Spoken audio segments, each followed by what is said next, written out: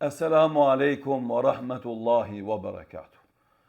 Mejlise meditimi, ku gjuzet e Kur'anit janë 30, gjatë leximit të tyre do ndalemi në disa ajete dhe do nxjerrim disa porosi.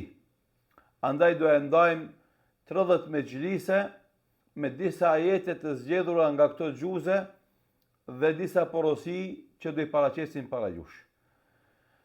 Kretë kjo për shumë arsye. E para, që kalojmë jetën me Kur'an, duke lexu atë për shpërblimet që na i sjell, për bekimet që na i sjell, për dobit që na i sjell. E dyta, që të ndalemi dhe të nxjerrim mësime dhe porosi nga ajetet që e lexojmë. E treta, ta lidhim zemrën tonë me Kur'an, atë të bëjmë burim të diturive tona dhe informatave tona, atë të bëjmë burim të zgjidhjes së problemeve me të cilat ballafaqohemi ne vazhdimisht në jetën tonë. Andaj sot kam zgjedhur disa ajete nga gjuzi i parë dhe disa reflektime, meditime, përsiatje, analiza që i kanë thonë dietarët, hoxhallarët nga e kaluara dhe sot, dhe do i ndajnë me ju.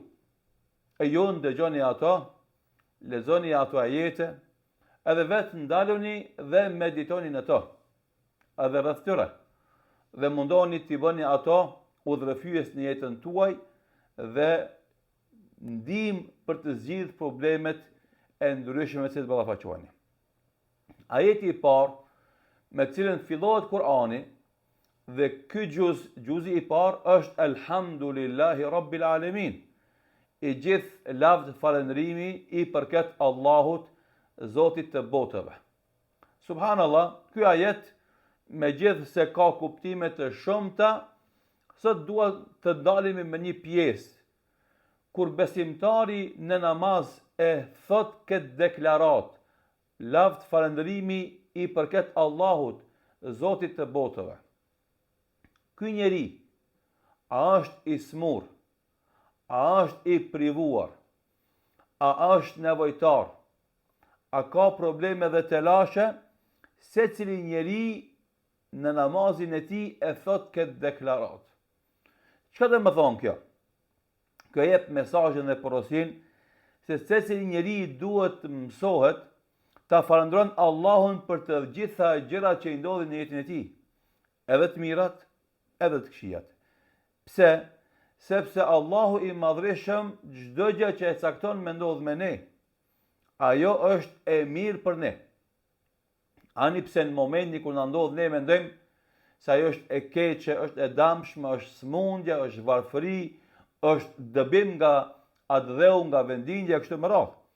Se të gjitha vendimet e Allahut mbi ne janë të mira për besimtarit. Dhe andaj besimtari duhet të mësohet të falënderojë Allahun vazhdimisht në jetën e tij.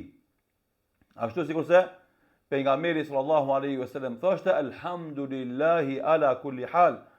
Ne e falënderojmë Allahun të gjitha gjendjet tona, të mira dhe të këqija që i kemi. Kështu ka dhënë një reflektim dhe mentim doktor Akil Shemri në lidhje me këtë ajet pranor. Kalojmë te ajeti tjetër, që është pjesë e surës Fatiha, Iyake na'budu wa iyake nasta'in. Vetëm ty të adhurojmë o Allah dhe vetëm prej teje ndihmë kërkojmë o Allah. Shekh do thot hoxhallarët duke lexuar këtë ajet kuranor e japin një reflektim shumë interesant dhe thënë: njeriu nuk do arrijë gradat e suksesit dhe e përësisë dhe mirësisë vetëm me dëshira. Ta ka ëndja, dëshiron një gjë dhe mendon se do arish. Jo.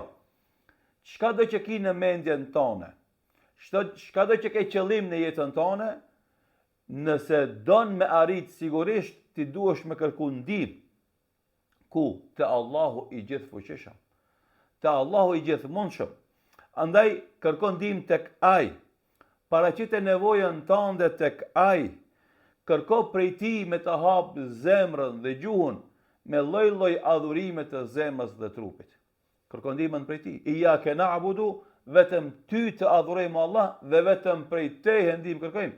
Të gjitha qëllimet tona na ndihmo Allah që t'i arrijmë ato, se me ndihmën tonë s'ka kush e pengon udhëtimin tonë drejt suksesit. Andaj mësoje veten tonë dhe vazhdimisht kërkosh ndihmë prej Allahut, ti lutesh atij për ndihmë dhe për krahje dhe për ndërcim, e kështu me lejen e Allahut i arrin qëllimet tuaja në jetë. Ajeti 3 në surën Bakara, ajeti 97, Allahu dhu Gjelal mes tjera thot fa innahu nazzalahu ala qalbik. Ai Allahu është që atë Kur'anin e zbriti në zemrën tënde. Shihni, subhanallahu, çdo fjalë e ajeteve kuranore meriton të ndalemi në to dhe të analizojmë. Allahu është ai që Kur'anin e zbriti në zemrën tënde. Ulemat kanë thonë, duke analizu këto ajete kuranore dhe duke i përsjat ato, kanë thonë kështu, nuk ka vend më të mirë edhe më të madh për ta vendosur Kur'anin se sa zemrat tona. Allahu akbar. Andaj nuk është vendi i Kur'anit vetëm në kokën tonë, memorien tonë, kujtesën tonë. Po vendi më i mirë i Kur'anit është zemra jonë. Aty duhet zë vend Kur'ani, se aty merren vendimet e jetës sonë. Dhe nëse zemra jonë ngopet me Kur'an, atëherë i shohim dobit e Kur'anit në jetën tonë. Dhe andaj dietarët kanë thonë, vendi më i mirë dhe më i madh për ta vendosur Kur'anin është zemra jonë. Andaj bëje zemrën tënde të lidhur me Kur'an, të lidhur me librin e Allahut xhelal. Edhe kjo është porosi e madhe që unë edhe ti duhet ta kemi vazhdimisht si kërkesë nga Allahu, që Allahu të na lidh zemrat tona me Kur'an e para, dhe dyta ta bën Kur'anin pranverë të zemrave tona, që në pranverë të gjelbron zemra jonë me lloj-lloj diturish, e lloj-lloj informatash, e lloj-lloj dobish, të cilat i sjell pranvera si bereqete në jetën e njeriut. Ajeti tjetër, Allahu xhelal në surën Bakara ajeti 96 thot: "Yawaddu ahaduhum law yu'ammaru alf sanatin wama huwa bimuzahzahi min al'adhab." Dëshiron një besimtari të jeton edhe 1000 vjet. Pse kjo? Që ai të shpëton nga ndëshkimi i zjarmit. Pra secili nga ata, jo besimtarët, dëshiron të jetoj 1000 vjet, por edhe nëse jeton aq, nuk do mund të ikë dënimit. Al-Baqara ajeti 96. Thot doktor dhe shekh dhe imami i Qabës Suud Shrejmi rahimullah hafidhahullahu taala, çdo njeri që zhytet në epshet e dynjas dëshiron të jeton gjatë në dynjë, jo se është duke u kënaqur me epshet e veta, por se çdo ditë është duke e kuptuar se sa më shumë që zhytet në epshet e dynjas, aq më tepër do e ketë llogarinë e rëndë. Dhe ballafaqimi me ditën e llogarisë do të jetë i vështirë. E ai kur zhytet në epshet e dynjas dëshiron që të zgjatë jeta e dynjas pafund, që të mos vjen momenti që ai të ballafaqohet me ditën e llogarisë, se kjo ditë e llogarisë është e rëndë për të. Ajeti 127 të surës Al-Baqara përmend Allahu dhu Gjelal një ndodhi ku Ibrahimi a.s. dhe biri i tij e ndërtuan Qabën dhe thot: "Wa idh yarfa'u Ibrahimu al-qawa'ida min al-bayti wa Ismailu Rabbana taqabbal minna innaka anta as-sami'ul 'alim." Kur Ibrahimi dhe Ismaili ngritën themelet e Qabës, pasi që e bën punën, u lutën e thanë: "Zoti jon, pranoje për nesh këtë vepër, sepse me të vërtetë ti je ai që dëgjon dhe di gjithçka." Subhanallah, pejgamberët e Zotit të zgjedhur nga Allahu, mas gjithë atyre peripecive dhe vështirësive, e bëjnë një vepër madhështore, por nuk mashtrohen me të.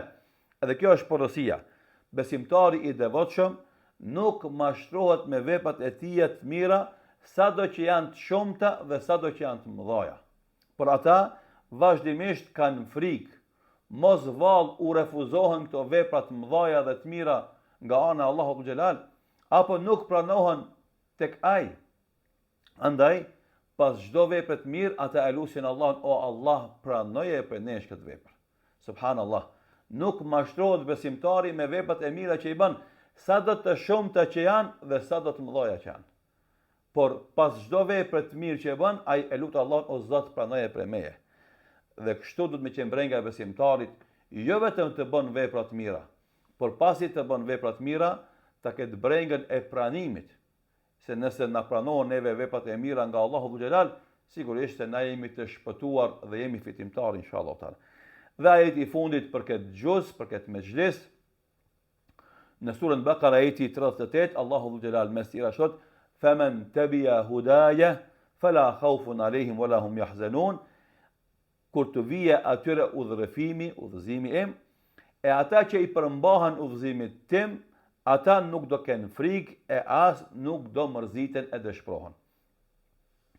Çfarë porosi jep kjo ajet? Ulemat, duke medituar rreth këtij ajeti, kanë thonë takvallahu është siguria dhe garanca për zemrën e besimtarit se nuk e kaplon atë as friga e as mërzia. Besimtari i vërtet, i cili e ka të mbushur zemrën me takvalluk, ai nuk ka frikë nga e ardhma, as nuk dëshpërohet nga e kalumja. Pse? Se të kalumin e rregullon me pendim, e të ardhmen e siguron me veprim. Dhe kështu ai vazhdimisht i afrohet Allahut Dhul Xhelal, i mbështetur në madhninë e tij, duke kërkuar ndihmën e tij dhe duke falëndruar për ndihmën që jep dhe duke e lutur atë që këtë angazhim, sado që është i vogël, ai ta pranon. Pra këto ishin disa ajete të zgjedhura nga gjuzi i parë, ku është sura Fatiha edhe një pjesë e surës Bakara, disa ajete, disa reflektime, disa meditime, mendoj se do e kënaqin zemrën e besimtarit, do e ndriçojnë mendjen e besimtarit, do e shëndrisin rrugën e besimtarit, do bëhen shkak për të na kapluar Allahu me bekimet e veta dhe të bëhemi shkak të gjithna që të lidhen zemrat tona me fjalën e Allahut Xhelal, me Kur'anin fisnik, e kjo është prej dhuratave më të mëdha që Allahu ja jep një besimtarit. Mirëmbëçit deri në mëngjesin e ardhshëm inshallah taala, duke lutur Allahun në ebditë të dobishme dhe vepra të mira, në hap sinqeritet në fjalë dhe vepra, dhe Allahu i madhëshëm na i fal mangësitë dhe dobësitë tona. Zoti shpërblet. Wassalamu alaikum wa rahmatullahi wa barakatuh.